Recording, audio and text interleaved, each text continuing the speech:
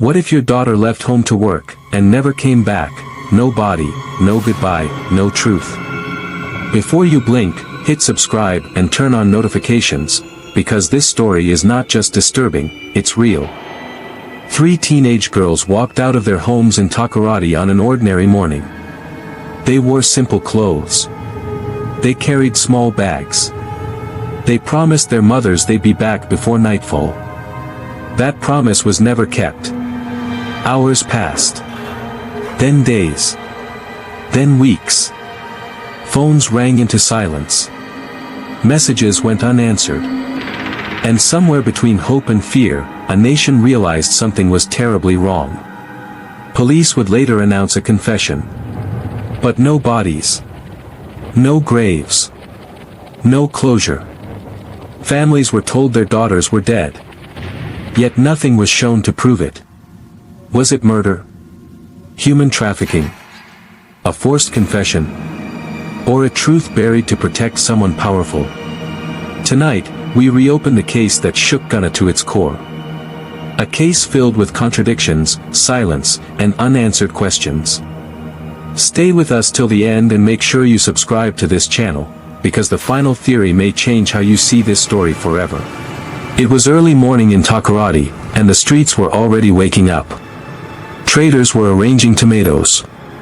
Buses were honking. The air smelled of salt from the sea.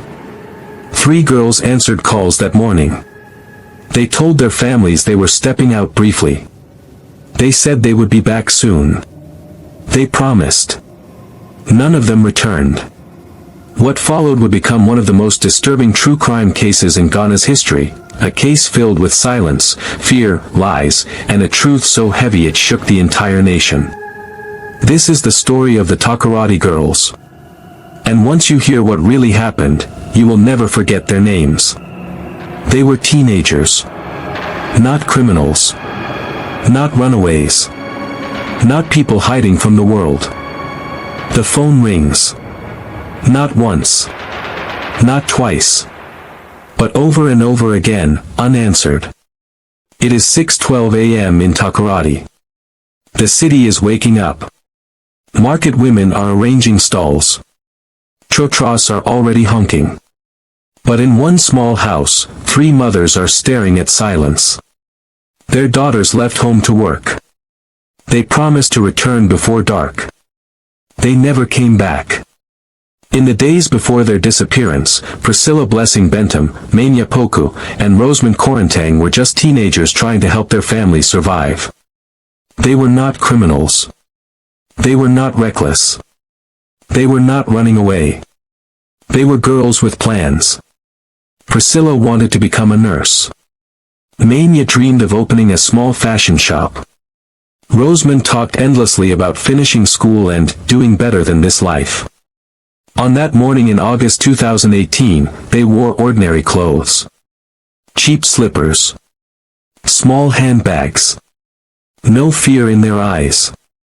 They told their parents they were going to work at the market. That was the last normal conversation they would ever have. By evening, panic had already crept in. One mother walked to the market herself, asking traders if they had seen her daughter. No one had. Another called her daughter's phone until the battery died. The third sat on the floor, rocking back and forth, whispering prayers. By nightfall, Takoradi was holding 3 missing girls. The police were notified. At first, the response was slow. Officers suggested the girls might have gone out with friends. Maybe they were hiding. Maybe they would return. But the mothers knew better. These girls did not disappear together by accident. Days passed. Then weeks. Flyers appeared on electric poles. Photos were shared across WhatsApp groups. Local radio stations mentioned the case briefly, then moved on. Until something strange happened. A message came in. Not to the police. To the families. A phone number they didn't recognize sent a message claiming to know where the girls were. Then another. Then another. The sender demanded money. And proof of life. The police traced the messages. What they found led them to a man named Samuel Udowatuk Wills. A quiet man. Unassuming. Living an ordinary life. Until he was arrested. Inside the interrogation room, the lights were harsh. Samuel sat calmly. Too calmly. He denied everything at first. Then contradicted himself. Then stopped answering questions altogether. Hours later, something shifted. He leaned forward. And began to talk. He described meeting the girls. He described taking them somewhere. He described acts that made even seasoned officers uncomfortable. His voice never shook. At one point, an officer asked him directly, "Are you saying you killed them?" Samuel paused. Then nodded. The room went silent. A confession. But no bodies. The police announced to the nation that the Takoradi girls were dead. The families collapsed. One mother fainted during the press briefing. Another screamed that she wanted to see her child's body. The third refused to believe it at all. "How can my daughter be dead if I haven't buried her?" she cried. National outrage followed. Radio stations erupted. TV panels questioned police competence. Social media turned the case into a daily headline. People asked the same question again and again. Where are the bodies? The police insisted the suspect had led them to the crime scene. But when journalists visited the location, nothing was found. No graves. No remains. No evidence strong enough to silence the doubts. Then things got worse. The suspect recanted his confession. He claimed it was forced. He claimed he was beaten. He claimed the story was not true. The nation froze. Inside another interrogation, Samuel now changed his tone. "I did not kill anyone," he said. "Then why did you confess?" an officer demanded. Silence. Long, heavy. Uncomfortable. The families were called in for interviews. Narrated through tears. One mother said her daughter never stayed out overnight. Another said her daughter was afraid of strangers. The third whispered something chilling. "My daughter called me that day, but the line cut." She sounded scared. Public trust collapsed. Protests erupted in Takoradi. Placards read, "Bring back our girls. Where are the bodies? Justice for Takoradi girls." Politicians promised investigations. Police leadership reshuffled officers. Nothing changed. Then came the most disturbing twist. Months later, human remains were found in a different region. The police claimed they belonged to the girls.